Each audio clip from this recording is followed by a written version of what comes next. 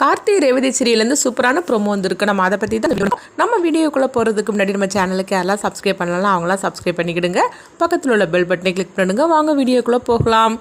கார்த்தி பார்த்தோம்னா அவங்க வந்து சிவனாண்டி சொல்கிறதெல்லாம் கேட்டுக்கிட்டு அவங்க வந்து சொல்கிறாங்க, இங்கே பாரு தேவையில்லாமல் இந்த மாதிரிலாம் நீ பிரச்சனை பண்ணிகிட்டு இருக்காது அப்படிங்கவும், என்ன டிரைவர் உனக்கே இந்த அளவுக்கு இருந்துன்னா வீட்டை வந்து நான் வந்து எனக்கு எழுதி கொடுத்துருக்குறா, அப்படி இருக்கும்போது நான் என்ன விட்டு வச்சுருவேன்னா என்ன அப்படின்னு சொல்லவும், அப்போ சாமுண்டீஸ்வரி வந்து சொல்லிட்டு இருக்கிறாங்க, இங்கே பாரு தேவையில்லாமல் இந்த மாதிரிலாம் பிரச்சனை பண்ணிகிட்டு இருக்காத, நான் எதுக்காக நான் வாழ்ந்துட்டு இருக்கிற வீடை உனக்கு எழுதி கொடுக்கணும். எங்கள் பாருங்க மாப்பிள்ளை நேற்றுக்கு 2 பேரும் வந்தாங்களா, அவங்களுக்காக தான் வந்து நம்ம ஸ்கூல் பக்கத்தில் இருக்கிற அந்த 2 கிரவுண்டை வந்து நான் எழுதி கொடுத்தேனே தவிர அதில் தான் நான் கையெழுத்து போட்டு கொடுத்தேன், இப்படிலாம் வந்து நான் கொடுக்கவே இல்லை அப்படிங்கவும், அப்போ கார்த்தி சொல்கிறாங்க, அத்தை என்ன நடந்திருக்குன்னு எனக்கு நல்லாவே தெரியும், ஆனால் இவங்க தான் ஏதோ ஃப்ராடு தானே பண்ணியிருக்கிறாங்க அப்படிங்கவும், இப்போ மயில் வாகனம் சொல்கிறாங்க, இங்கே பாரு தேவையில்லாமல் அங்கேருந்து ஓடி போயிரு, தேவையில்லாமல் இப்படிலாம் பேசிகிட்டு இருக்காது அப்படிங்கும்போது,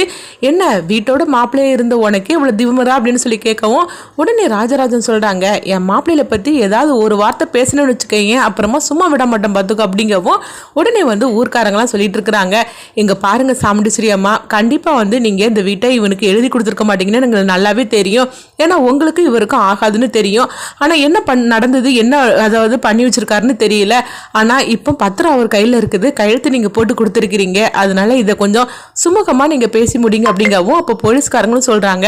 ஆமாம் இந்த ஊரில் வந்து நீங்கள் 2 பேருமே வந்து பெரிய ஆளாக இருக்கிறீங்க, அதனால தான் நாங்களும் வந்து பொறுமையாக பேசிகிட்டு இருக்கிறோம், இதை நீங்களே சுமூகமாக பேசி உங்களுக்குள்ளே முடிச்சுக்கிடுங்க அப்படிங்கவும், அப்போ சாமுண்டீஸ்வரி சொல்லிட்டு இருக்கிறாங்க, நான் தான் சொல்கிறோம்ல இவனுக்கு நான் எதுக்காக வந்து நான் வீட்டை எழுதி கொடுக்க போகிறேன், என்கிட்ட இல்லாத சொத்தா என்ன அப்படின்னு சொல்லி கேட்கும்போது, அப்போ உடனே ஊர்க்காரங்களும் சொல்கிறாங்க, அதுதான் எங்களுக்கும் ஒன்றும் புரிய மாட்டேங்குது, என்ன நடந்துச்சுன்னு எங்களுக்கும் தெரியல அப்படின்னு சொல்லவும், அப்போ வந்து சிவனாண்டி சொல்லிட்டு இருக்கிறாங்க, என்னையா உங்களெல்லாம் நான் எனக்காக நான் பேசுறதுக்காக அழைச்சிட்டு வந்தோம்னா நீங்கள் என்னன்னா இங்கே வந்து நின்றுக்கிட்டு அவங்களுக்காக பேசிகிட்டு இருக்கீங்களா என்ன அப்படின்னு சொல்லிட்டு சிவனாண்டி திட்டவும், அப்போ வந்து கார்த்தி சொல்கிறாங்க, சரி எங்களுக்கு ஒரு நாள் டைம் கொடுங்க அப்படிங்கிறாங்க, என்னது ஒரு நாளா 1 மணி நேரம் கூட உனக்கு டைம் கொடுக்க மாட்டேன் அப்படின்னு சிவனாண்டி சொல்லவும், இங்கே பாருங்க நீங்களே பார்த்துக்கிட்டு தானே இருக்கிறீங்க, இது வந்து ஏதோ ஃப்ராடு தானே பண்ணியிருக்கிறாங்க, இந்த பத்திரம் வந்து அதாவது போலியான பத்திரம்னு சொல்லி நிரூபிக்கிறதுக்கு எனக்கு ஒரு நாள் டைம் கொடுங்க அப்படின்னு சொல்லவும், அதெல்லாம் கொடுக்க முடியாது அப்படின்னு சொல்லிட்டு இருக்கும்போதே அப்போ முத்துவேல் வந்து சொல்கிறாங்க, இங்கே பாரு மகனே ஒரு நாள் இல்லை 1 மாதம் கொடுத்தாலும் சரி தான், கண்டிப்பாக வந்து இவனால் எதுவுமே பண்ண முடியாது, ஒரு நாள் தானே போனால் போயிட்டு போகுது அப்படின்னு சொல்லவும், அப்போ சிவனாண்டி சொல்கிறாங்க, இங்கே பாருங்க சித்தப்பா நீங்கள் சொன்னதுக்காக நான் சரின்னு சொல்கிறேன், இங்கே பாரு இப்போ மணி 10 ஆகுது, நாளைக்கு இதே நேரத்தில் 10 மணிக்கு நான் வருவேன், அதுக்குள்ளேயும் நீ வந்து நிரூபிக்கலன்னா இந்த வீட்டை வந்து நீங்கள் காலி பண்ணி கொடுத்துடணும் அப்படின்னு சொல்லவும், இது கிட்டதுமே சாமுண்டீஸ்வரி எல்லாருமே அதிர்ச்சி அடைகிறாங்க. அப்போ கார்த்தி வந்து சொல்லிட்டு இருக்கிறாங்க, இங்கே பாரு நாளைக்கு 10 மணிக்குள்ளே நான் நிரூபிக்கலைன்னா இந்த வீட்டை நாங்கள் காலி பண்ணி உனக்கே கொடுத்துருது அப்படின்னு சொல்லவும், இது கிட்டதுமே சந்திரகலா ரொம்ப நல்லவங்க போல் என்ன பேசிட்டு இருக்கிறான் பாத்தியாக்கா நீ சும்மா இருக்கிற அப்படின்னு சாமுண்டீஸ்வரி கிட்ட சொல்லும் போது, அப்போ சாமுண்டீஸ்வரி சொல்கிறாங்க, மாப்பிள்ளை நான் சொல்கிறது கேளுங்க நீங்கள் அவசரப்படாதீங்க அப்படிங்கும்போது, இங்கே பாருங்க என் மேலே நீங்கள் நம்பிக்கை வச்சுருந்தீங்கன்னா நீங்கள் வந்து அமைதியாக இருங்க, நான் கண்டிப்பாக வந்து நான் நிரூபித்து காட்டுதேன் இது போலி பத்திரன்னு, ஒரு நாள் மட்டும் எனக்கு அவகாசம் கொடுங்க அப்படிங்கவும், அப்போ சிவனாண்டி வந்து சரின்றதாங்க. அப்போ சரி நாங்கள் இங்கேருந்து கிளம்புறோம் அப்படின்னு சொல்லும் போது, அப்போ வந்து போலீஸ்காரங்க சொல்கிறாங்க, நாளைக்கு ஒரு நாளுக்குள்ளே நீங்கள் வந்து அதாவது என்ன நடந்தாலும் சரி தான், நீங்கள் வந்து இது போலி பத்திரம்னு சொன்னீங்கன்னா இந்த பிரச்சனை முடிஞ்சுது, அது மட்டும் இல்லைன்னா கண்டிப்பாக இந்த வீடை வந்து நீங்கள் காலி பண்ணி அவர்கிட்ட கொடுத்துடணும் அப்படின்னு சொல்லவும், உடனே கார்த்தியும் சரி அப்படிங்கிறாங்க. அடுத்ததாக பார்த்தோம்னா அங்கேருந்து எல்லாருமே போயிடவும், அப்போ சாமுண்டீஸ்வரி வந்து சொல்கிறாங்க, பாருங்க மாப்பிள்ளை நீங்கள் அவசரப்பட்டு முடிவு எடுத்துட்டீங்கன்னு நினைக்கிறேன், ஒரு நாளுக்குள்ளே நம்மளால் என்ன பண்ண முடியும் அப்படின்னு சொல்லும் போது, அத்தை நீங்கள் ஏன் மேலே நம்பிக்கை வச்சுருந்தீங்கன்னா நீங்கள் கொஞ்சம் அமைதியாக இருங்க அப்படிங்கவும், அடுத்த சந்திரகலா வந்து சொல்லிட்டு இருக்கிறாங்க, இங்க பாருக்கா நம்ம வீட்டை காலி பண்றதுக்கு இவனே வந்து எல்லா வழியும் செஞ்சு கொடுத்துருக்கான், ஒரு நாளுக்குள்ள எதுவுமே செய்ய முடியாது, அப்படி இருக்கும்போது என்ன பண்ணதுக்கு அப்படின்னு சொல்லவும், அப்ப மனசுக்குள்ள சந்திரகலா நினைக்கிறாங்க,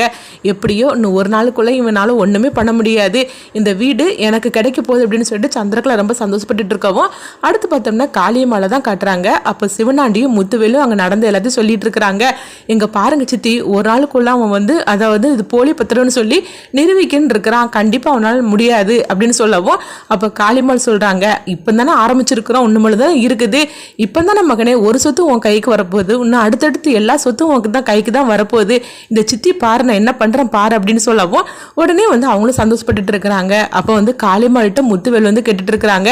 ஆமாம் அந்த 2 பேரும் எங்கே மறைச்சி வச்சிருக்கிற அப்படின்னு சொல்லி கேட்கவும், அப்போ காளிமால் சொல்கிறாங்க அதை பற்றி மட்டும் கேட்காதீங்க அப்படிங்கும்போது அப்போ சிவனாண்டியும் கேட்டுட்டு இருக்கிறாங்க. என்ன சித்தி அவங்க 2 பேரும் எங்கே மறைச்சி வச்சிருக்கிறீங்க அப்படிங்கும்போது, இங்கே பாரு 2 பேரும் அதை பற்றி கேட்காதீங்க, அது எனக்குள்ளேயே இருக்கட்டும். அவங்க 2 பேரும் எங்கே இருக்காங்கன்னு மற்ற யாருக்குமே தெரியக்கூடாது, உங்களுக்கும் தெரியக்கூடாது. அவங்க மறைச்சி இருக்கிற வரைக்கும் தான் நம்மளுக்கு வந்து பாதுகாப்பு, இந்த சொத்து நம்ம கை கிடைக்கும். அதனால இந்த ஒரு நாள் மட்டும் நீங்கள் எதுவுமே என்கிட்ட கேட்காதீங்க அப்படின்னு சொல்லவும் உடனே சரிதான் சித்தி, நீங்கள் எது சொன்னாலும் கரெக்டாக தான் இருக்கும் அப்படிங்கிறாங்க. அடுத்து பார்த்தோம்னா அங்கே கார்த்தியை தான் காட்டுறாங்க. அப்போ சாம்படி சிரிட்டு வந்து சொல்லிட்டு இருக்கிறாங்க, அத்தை நேற்றுக்கு 2 பேர் வந்தாங்களா, அவங்க வந்து சிவனாண்டியோட ஆளு தான், அதனால தான் இந்த மாதிரிக்கு எல்லாம் பக்காவாக பிளான் பண்ணியிருக்கிறாங்க அப்படிங்கவோ, சரிதான் மாப்பிள்ள நீங்கள் சொல்கிறதுலாம், ஆனால் அவங்ககிட்ட வந்து நான் கையெழுத்து போட்டு கொடுத்த பத்திரமே வேறையாச்சே, இது வேறையாலாம் இருக்குது அப்படிங்கும்போது அது எப்படி சாத்தியமாக இருக்கும் அப்படின்னு சொல்லி கேட்கவும், அப்போ மயில் வாகனமும் சொல்கிறாங்க, ஆமாம் அத்தை வந்து இந்த மாதிரிக்கு பேப்பரில் கையெழுத்து போட்டு கொடுக்கல,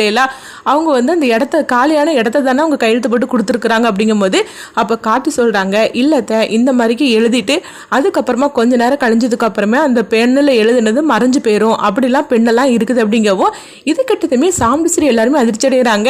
என்ன சொல்லிட்டு இருக்கிறீங்க அப்படின்னு சொல்லி கேட்கும்போது, ஆமாம் அந்த மாதிரிக்கெல்லாம் பெண் இருக்குது, அதை வச்சு தான் அவங்க எழுதியிருப்பாங்க, அதை பார்த்து படித்து தான் நீங்கள் வந்து கையெழுத்து போட்டு கொடுத்துருப்பீங்க, அதுக்கப்புறமா அது கொஞ்ச நேரம் கழிஞ்சுமே மறைஞ்சு போயிருக்கும், அதுக்கப்புறமா அவங்க நினச்ச மாதிரிக்கும் வந்து இந்த டாக்குமெண்ட்டில் வந்து ஃபில்லப் பண்ணிட்டு வந்திருக்கிறாங்க அப்படிங்கவோ இது கிட்டதுமே இப்போ என்ன பண்ணுறதுக்குன்னு தெரியல அப்படின்னு சொல்லும் போது உடனே சந்திரகலா வந்து அதிர்ச்சி அடைகிறாங்க. இந்த டிரைவர் பையலுக்கு மட்டும் எப்படி இந்த விஷயத்தெல்லாம் கண்டுபிடிச்சு வச்சிருக்கிறானே தெரியலையே, அவன் கிட்டத்தட்ட வந்து நெருங்கிட்டானே, ஆனால் என்ன பண்ணனாலும் சரிதான், அந்த 2 பேரை பிடிச்சாதானே இவனுக்கு உண்மை தெரிய வரும், அந்த 2 பேரும் தான் வந்து அத்தை மறைச்சு வச்சிருக்காங்களா, அதனால இவனால ஒன்றும் பண்ண முடியாது, இப்பவுமே கிட்டத்தட்ட மத்தியானத்துக்கு மேலே ஆகி போச்சுது அப்படின்னு சொல்லிட்டு சந்திரகலா வந்து சந்தோஷப்பட்டுட்டு இருக்காவோ. அப்போ கார்த்திகிட்ட வந்து ராஜராஜனும் மயில் வாகனமும் கேட்டுட்டு இருக்கிறாங்க, எப்படி மாப்பிள்ள அவங்க நம்ம கண்டுபிடிக்க முடியும், இன்னும் ஒரு நாள் டைமில் இப்போயுமே வந்து ரொம்ப நேரம் கழிஞ்சு போச்சுது, இன்னும் நம்மளுக்கு இருக்கிறது கொஞ்சம் நேரம் தானே அப்படின்னு சொல்லும் போது அப்போ உடனே வந்து சாம்படி சிட்டி வந்து அவங்க கேட்டுட்டு இருக்கிறாங்க, அத்தை அவங்க உங்கள்கிட்ட வந்து ஏதாவது கொடுத்தாங்களா அப்படின்னு கேட்கும்போது, ஆமாம் மாப்பிள்ள விசிட்டிங் கார்டு கொடுத்தாங்க அப்படின்னு சொல்லிட்டு விசிட்டிங் கார்டு கொடுக்கவும் அப்போ அந்த நம்பருக்கு ஃபோன் பண்ணி பார்க்குறாங்க.